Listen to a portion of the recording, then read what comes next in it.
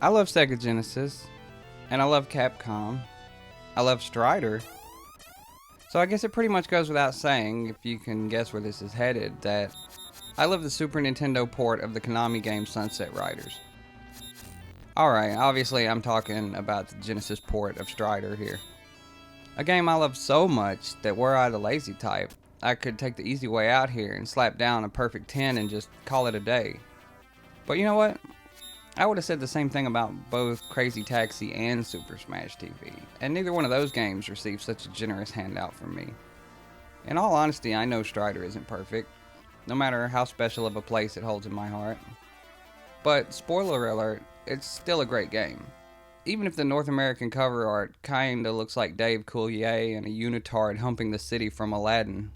When the Sega Genesis launched in North America in 1989, I don't think many people would argue against the Sega ported title Ghouls and Ghosts being probably the best game on the console, and I could argue it remains that way to this day. Well, if that game was an uppercut, then Strider, a year later, also ported by Sega themselves, was the knockout punch. As was usually the case, yeah, the arcade version of Strider is superior, but at the same time, the port is so spot on that without extensive time playing both versions or comparison video, you'd be hard pressed to find the differences. A few missing frames of animation here and there, check. A few missing digitized voices, also check.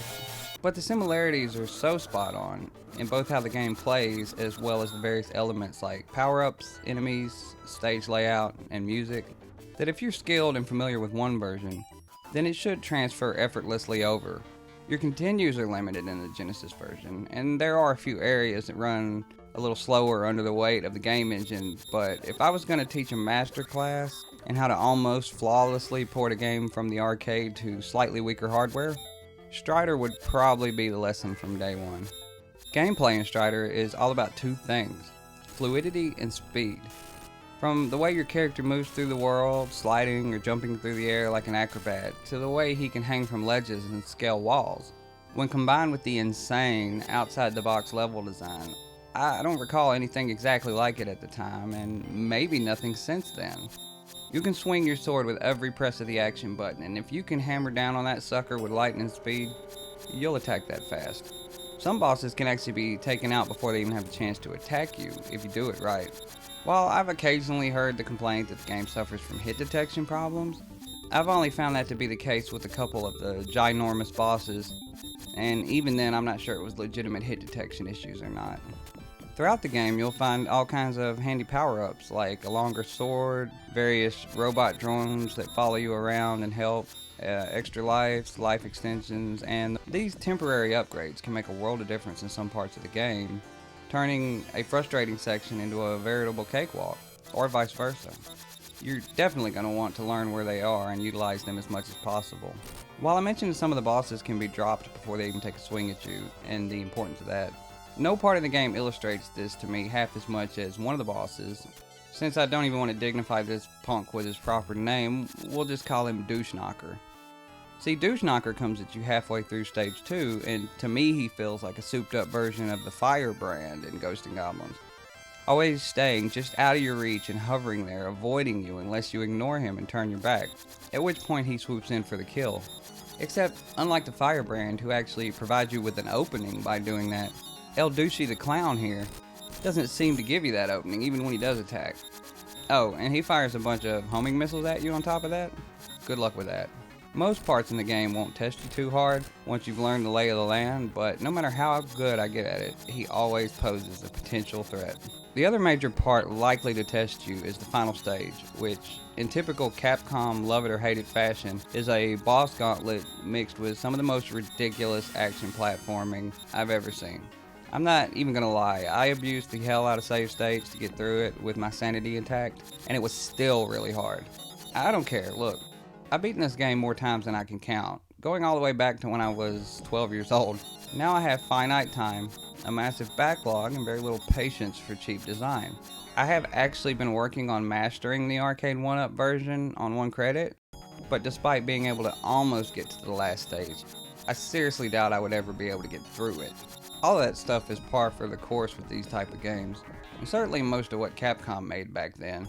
So you know what I think? If abusing saves is what it takes for you to be able to say you experienced this amazing title to completion, then you'll get no judgment from me.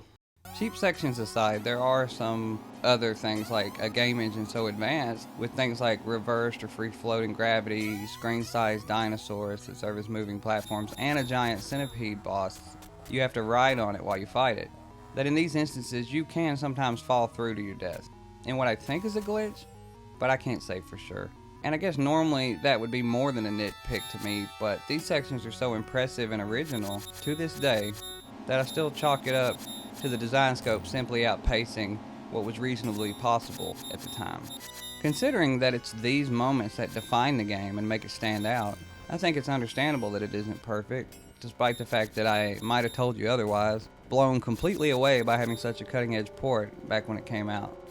The engine also hangs up sometimes for a second upon what seems like loading in more of the map, and there is slowdown in a few parts where the Genesis just couldn't quite handle the intensity and ambition of the arcade game on relatively new hardware. But no, it's not perfect, and I can acknowledge that just fine. It's fun to play, reasonable to try to master, feels original to this day, and is way more creative than it has any right to be, considering other similar games don't come anywhere close in that regard. It set a bar for itself so high that following games in the series couldn't even touch it. Both Strider 2 and the 2014 Metroidvania-style reboot are both great games in their own right, but there's a reason why the first game is considered by some people to be one of the greatest games of all time. And if you notice, I didn't mention US Gold's Strider Returns, because that horrible abomination can go suck my butt. And if you ever do find a copy of it out in the wild, you are obligated as a gamer to smash it repeatedly with a hammer. But if you haven't played the original Strider and you enjoy these type of games, then I can't recommend you play it enough, by any means possible. Final score? 9 out of 10. Pros: creative and mind-bending stages, fast responsive controls, above average graphics and sound. Cons: a few cheap difficulty spikes, occasional glitchy feeling platform deaths, minor hangups, and some slowdown.